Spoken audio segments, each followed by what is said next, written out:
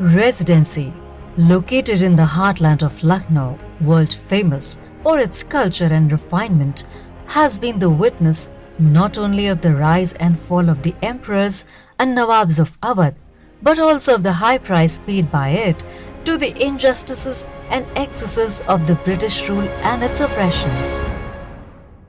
In 1764, Mughal emperor and the combined army of Nawab of Awadh had lost its battle against the British army in Buxar.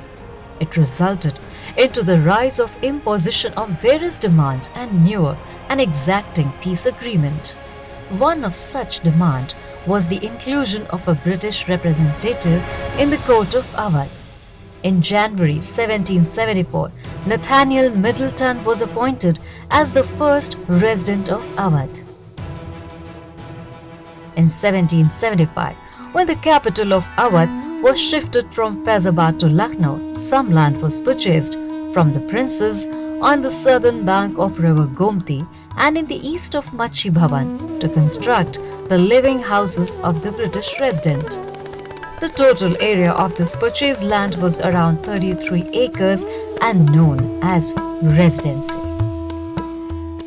Eventually, on 7th February of 1856, the Emperor Wajid Ali Shah was dethroned by the British on the allegations of his incapability and incompetence.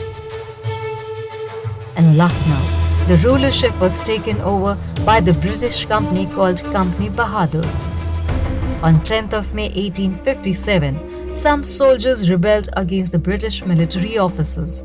They went to Delhi and appealed Mughal Emperor Bahadur Shah Zafar for his leadership. And from there, this insurgency was transformed into the rebellion and war of independence. In Awadh, the son of dear Emperor Wajid Ali Shah, Burgess Qadr, was declared the new king, and under the leadership of Queen Mabahu Begum Hazrat Mahal, the movement of revolution became widespread in every street and corner of Lucknow. The revolutionaries continued making more fierce attacks over Residency. Every day, more and more houses in Residency were destroyed under the cannon fire. Havelock and Outram suffered badly while making effort to free Residency from rebels. The army help was sent from Kanpur under the leadership of British General Colin Campbell. Campbell had realized that it was impossible for him to hold the control over Lucknow anymore. So, in the midnight of 22nd of November, he ordered the inhabitants to vacate the Residency and move away. After that, the control of Lucknow came into the hands of the revolutionaries.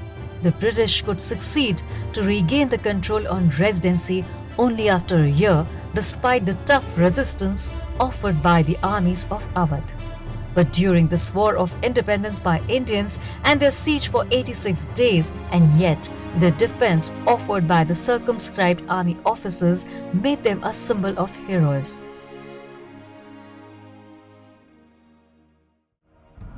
The main entrance through which we enter the Residency today is called Bailey Guard Gate.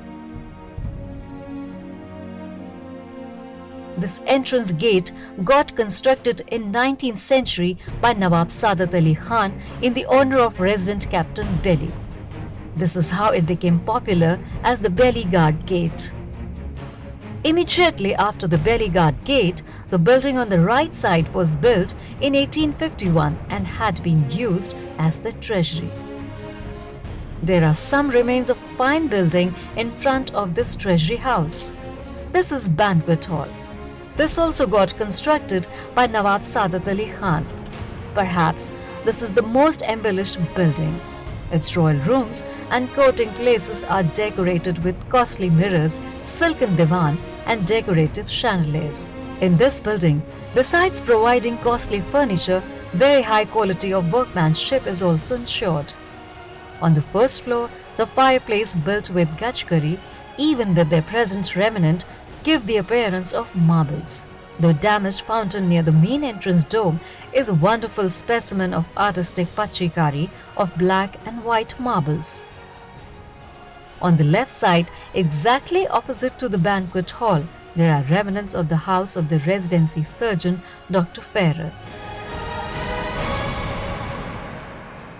Next to the residence of Dr. Ferrer, towards the left, the cluster of buildings is known as Begum Koti. Earlier, this koti was in the ownership of Nawab Asaf-ud-Daula. Later on, it was sold to some Europeans who used it for trading business of European goods. Afterwards, European Queen of Emperor Nasiruddin Haider used to live here. After her death, her cousin Sharf-un-Nisa got built here a beautiful mosque and an imambara in the Awadh architectural style.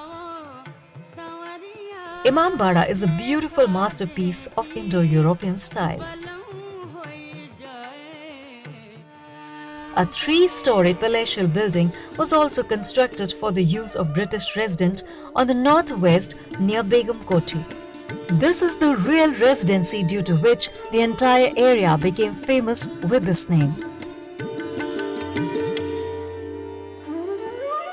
In the east, main gate was beautified with the design of a portico. On the western side, there was a wide veranda alongside high columns. To reach the roof, there were 2 sets of circular stairs in the minarets on the north and south sides. This building had many high windows. The roofs were decorated with Italian-style minarets. On its southern sides, there is a basement in which the British used to find relief from the terrible summer of Lucknow. During the siege of 1857, European women and children were given shelter here.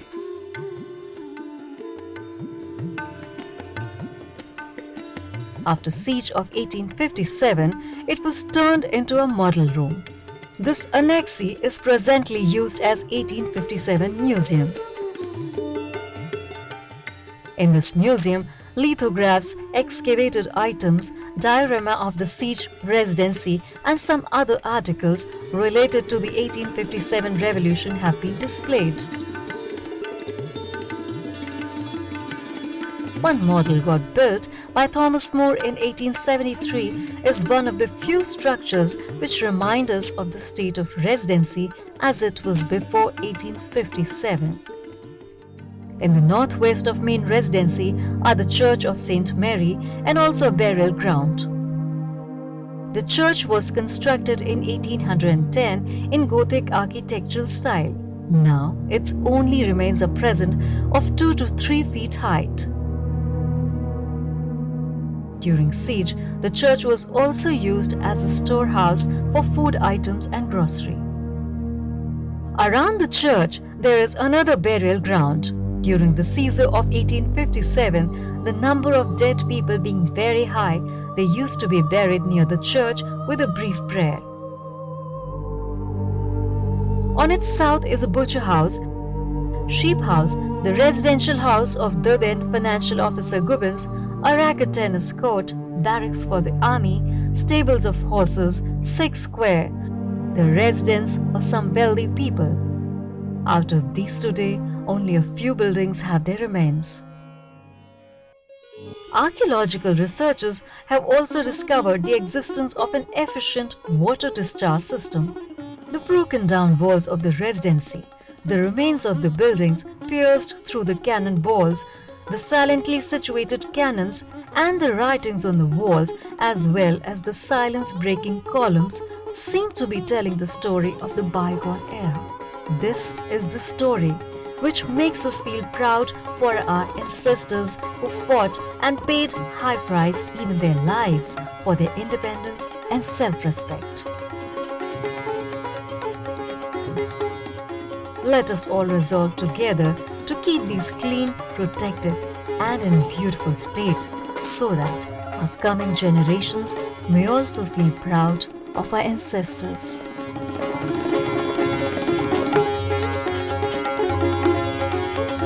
Thank you.